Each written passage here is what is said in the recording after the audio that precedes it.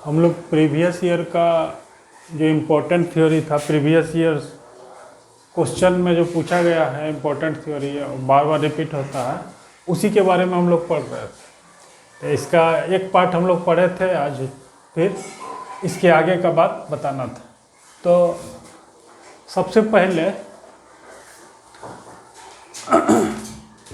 हम लोग जानते हैं कि विदेशी शासक जो है, तो उसमें सबसे पहले हिंद यूनानी आए, हिंद यूनानी शासक आए थे। तो हिंद यूनानी या उसी को हिंद यवन भी कहता है। तो उनका एक जो राजा था, शासक था, उसका नाम क्या था? मिनांडर। मिनांडर की मृत्यु हो गई थी, तो उसके बाद उसका पुत्र स्टेटोवन बच्चा था, अवयस्क था। तो मिनांडर की मृत्यु, मिनांडर क्या था? हिंद यूनानी शासक था। उसकी मृत्यु जब हुई थी तो उसका पुत्र स्ट्रेटो प्रथम क्या था? अवयस्क था, जिसके कारण उसकी पत्नी अगाथोक्लिज ने शासन को संभाला था। तो अगाथोक्लिज द्वारा चलाए गए चांदी के सिक्का पर संकर्षण यानी कि बलराम और वासुदेव के चित्र अंकित है। तो इस पॉइंट में क्या याद रखना है? इस थ्योरी में यही याद रखना है कि जब हिंद यवन शासक मिनांडर की मृत्यु हुई, उस समय उसका जो पुत्र था, उसका पुत्र का नाम था स्ट्रेटोवन, जो कि क्या था? अवयस्क था, जिसके कारण उसकी पत्नी अगाथोक्लिज द्वारा शासन चलाया गया। तो अगाथोक्लिज अपने शासन के दौरान एक चांदी का सिक्का जारी की। उस चांदी के सिक्के पर वासुदेव और बलराम के चित्र अंकित थे। वासुदेव और बलराम का क्या था? चित्र अंकित था। अगला पॉइंट जानना है कि रुद्रदामन के जूनागढ़ अभिलेख में संस्कृत काव्य शैली का प्राचीनतम नमूना प्राप्त हुआ है। पूछेगा कहाँ से प्राचीनतम? संस्कृत काव्य शैली का प्राचीनतम नमूना किस अभिलेख से प्राप्त होता है? तो उसका जवाब क्या होगा कि रुद्रदामन के जूनागढ़ अभिलेख से संस्कृत काव्य शैली का प्राचीनतम नमूना प्राप्त होता है। इसको याद रखना है। अब कभी कभी मिलान करने के लिए आता है, मिलान करने के लिए आएगा कि कौन सा राजा किस वंश का था। तो क्वेश्चन पूछा है कि डिमेट्रियस किस वंश का शासक था? तो डिमेट्रियस क्या था? हिंद यूनानी शासक था। डिमेट्रियस कैसा शासक था? हिंद यूनानी शासक था। फिर पूछेगा कि रुद्रदामन किस वंश का शासक था? तो रुद्रदामन शक वंश का शासक था। रुद्रदामन किस वंश का था? शक वंश का शासक था। गोंडोफर्नेज किस वंश का था? पहलव का। बिमकुटफिसेस, यहाँ सिर्फ बिम लिखा हुआ है, बिमकुटफिसेस किस वंश का था? कुषाण वंश का शासक। तो मैच करने के लिए देता है, एक तरफ राजा का नाम दे देगा, एक तरफ वंश का नाम दे देगा और कहेगा कि मिलान कीजिए कौन सा है। इसको याद रखना है।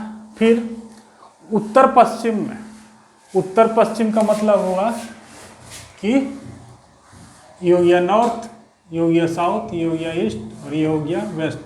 माने भारत के उत्तर पश्चिम में, यही हुआ उत्तर पश्चिम। भारत के उत्तर पश्चिम में स्वर्ण सिक्कों का प्रचलन सबसे पहले कौन किया था? इंडो ग्रीक राजाओं ने किया था। तो सिक्कों का प्रचलन सबसे पहले कहाँ हुआ था? उत्तर पश्चिम भाग में। कौन किया था? इंडो ग्रीक, यानी कि इंडिया और ग्रीक, इंडो ग्रीक राजा, हिंद यूनानी राजा जिसको कहता है, वही किया था। तो पूछेगा कि स्वर्ण सिक्कों का प्रचलन सबसे पहले भारत में कौन किया था? तो जवाब क्या होगा? हिंद यवन शासक या हिंद यूनानी शासक या इंडो ग्रीक शासक। लेकिन पूछेगा कि इसको नियमित सिक्का चलाया तो शुरू वही कौन? Indo Greek. लेकिन इसको नियमित और पूर्ण रूप से, मतलब उसको पूरा फैलाने का श्रेय किसको है? तो पूरा फैलाने का श्रेय है कुषाण वंश के शासकों को। किसको है? कुषाण शासकों को। कुषाण शासक ने किस किस चीज़ का सिक्का चलाया है? तो स्वर्ण का तो सिक्का चलाया ही था, साथ साथ ताम्र का भी सिक्का चलाया था।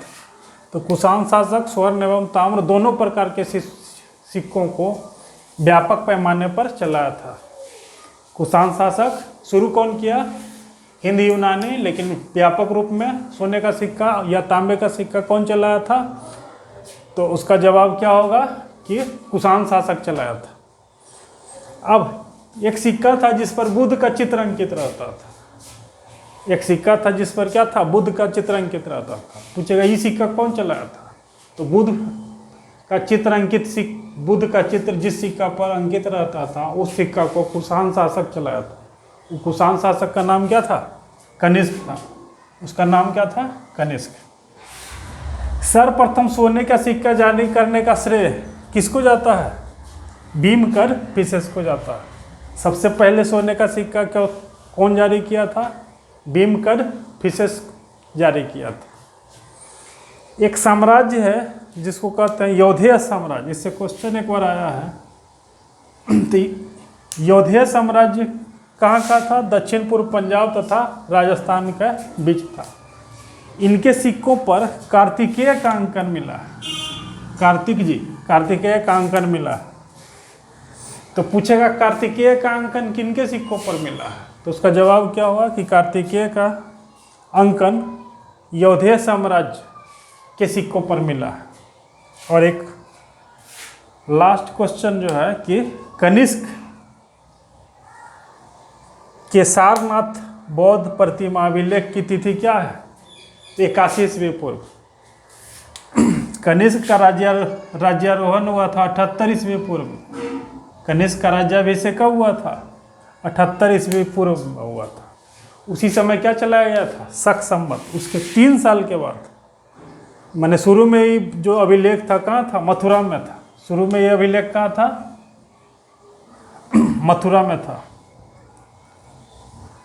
लेकिन इसके 3 साल के बाद, यानी कि 78 प्लस 3 साल के बाद अभिलेख को मथुरा से कहाँ ले जाया गया? सारनाथ। अभिलेख को मथुरा से ले जाया गया कहाँ? सारनाथ। तो कनिष्क ने के सारनाथ बौद्ध प्रतिमा अभिलेख की तिथि कितना है? 81 ईस्वी पूर्व। इसको याद रखना है कि कनिष्क के सारनाथ बौद्ध प्रतिमा अभिलेख की तिथि क्या है? 81 ईस्वी पूर्व।